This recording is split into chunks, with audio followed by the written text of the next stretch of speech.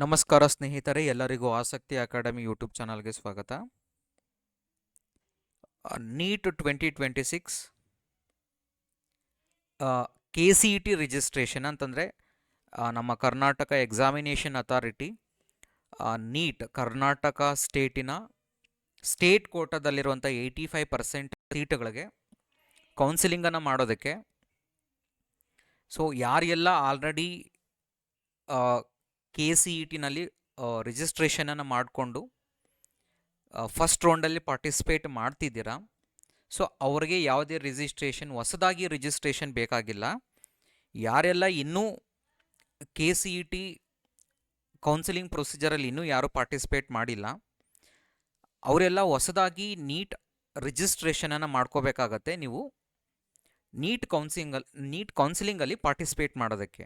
So ಅದಕ್ಕೆ last date ಬಂದು 24th, ಅಂದರೆ ಇವತ್ತು ಲಾಸ್ಟ್ ಡೇಟ್ ಇತ್ತು ರಿಜಿಸ್ಟ್ರೇಷನನ್ನು ಮಾಡ್ಕೊಳ್ಳೋದಕ್ಕೆ. ಸೊ ಈಗ ಏನು ಮಾಡಿದ್ದಾರೆ, ಡೇಟನ್ನು ಎಕ್ಸ್ಟೆಂಡ್ ಮಾಡಿದ್ದಾರೆ. ಅಫಿಷಿಯಲಿ ನಿಮಗೆ ನೋಟಿಫಿಕೇಷನನ್ನು ತೋರಿಸ್ತೇನೆ.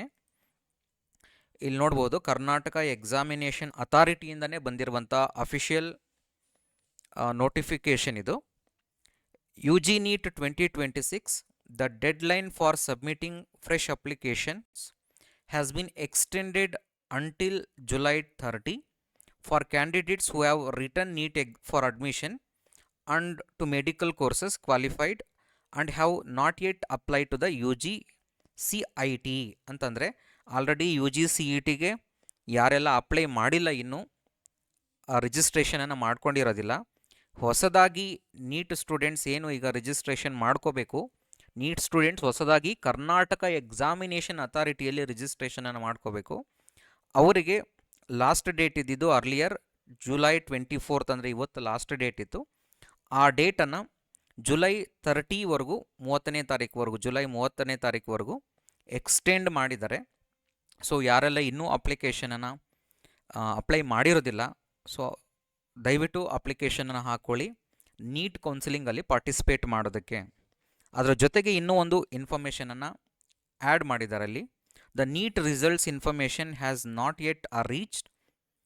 Once it arrives an opportunity will be provided to ದು link the NEET roll number. Until then candidates or parents need not to be anxious. ಅಂತಂದರೆ ಒನ್ಸ್ ಅಪ್ಲಿಕೇಶನ್ ಮುಗಿದ ನಂತರ ಮತ್ತು ಈ MCA ಮೆಡಿಕಲ್ ಕೌನ್ಸಿಲಿಂಗಿಂದ ಅಲ್ಲಿ ಕಂಪ್ಲೀಟಾಗಿ ಏನಾಗುತ್ತೆ, ನಮಗೆ ಡೀಟೇಲ್ಸ್ ಬರುತ್ತೆ. ಯಾಕಂದರೆ ನೀಟನ್ನು ಮಾಡುವಂಥದ್ದು, ಎಕ್ಸಾಮಿನೇಷನ್ ಮಾಡೋದು NTA.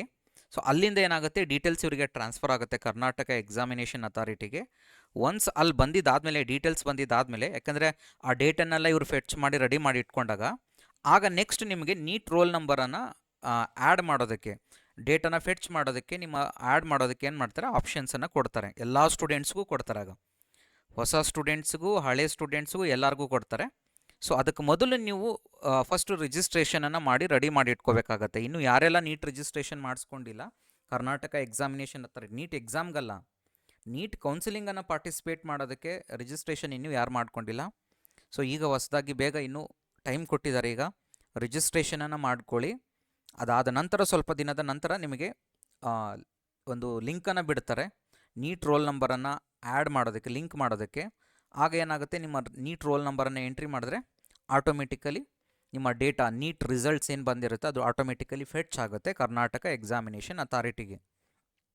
ಸೊ ಇಷ್ಟು ನಿಮಗೆ ಬಂದಿರುವಂಥ ಅಫಿಷಿಯಲ್ ಡೀಟೇಲ್ಸ್ ಆಗಿದೆ. ಸೊ ಇದೇ ಥರದ ಇನ್ನಷ್ಟು ಡೀಟೇಲ್ಸ್ಗಳಿಗಾಗಿ ದಯವಿಟ್ಟು ನನ್ನ ಚಾನಲನ್ನು ಸಬ್ಸ್ಕ್ರೈಬ್ ಮಾಡ್ಕೊಳ್ಳಿ. ಹಾಗೆ ವಿಡಿಯೋನ ಲೈಕ್ ಮಾಡಿ, ಎಲ್ಲರಿಗೂ ಶೇರ್ ಮಾಡಿ. ಹಾಗೆ ನಂದು ವಾಟ್ಸಪ್ ಚಾನಲ್ ಇದೆ, ಆ ಚಾನಲಿನ ಲಿಂಕನ್ನು ಡಿಸ್ಕ್ರಿಪ್ಷನ್ ಬಾಕ್ಸಲ್ಲಿ ಹಾಕಿರ್ತೇನೆ, ಜಾಯ್ನ್ ಆಗಿ. ಸ್ಟಿಲ್ ನಿಮಗೆ ಇದು ಏನಾದ್ರು ಕಾಮೆಂಟ್ಸ್ ಏನಾದ್ರು ಇದ್ದರೆ, ಅಥವಾ ನಿಮ್ಗೆ ಡೌಟ್ಸ್ ಏನಾದ್ರು ಇದ್ದರೆ ನೀವು ಕಾಮೆಂಟ್ ಮಾಡ್ಬೋದು, ಖಂಡಿತವಾಗಿ ನಾನು ನಿಮಗೆ ಹೆಲ್ಪ್ ಮಾಡ್ತೇನೆ. Thank you all.